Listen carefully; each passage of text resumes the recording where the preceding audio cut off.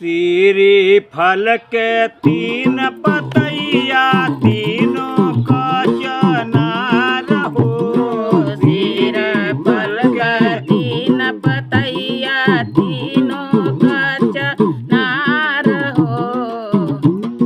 सीरी फल के तीन पतैया तीनों का चनार हो। ताई तरवा भोले गोसैया बैठे आसन मार हो। ताई तरवा भोला गोसैया बैठे आसन मार हो। ताई तरवा भोले गोसैया बैठे आसन मार हो। जटावा से बहे उनके गंगा जी के धार हो। जटावा से बहे उनके गंगा जी के धार हो।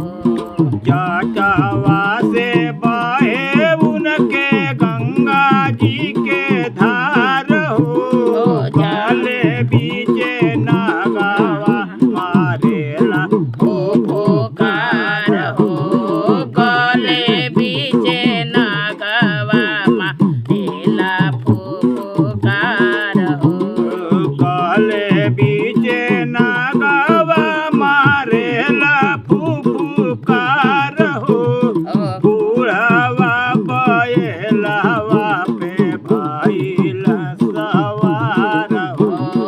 बूढ़ावा बयलवा पर भइला सवार हो। बूढ़ावा बैलावा पे भइले सवार हो।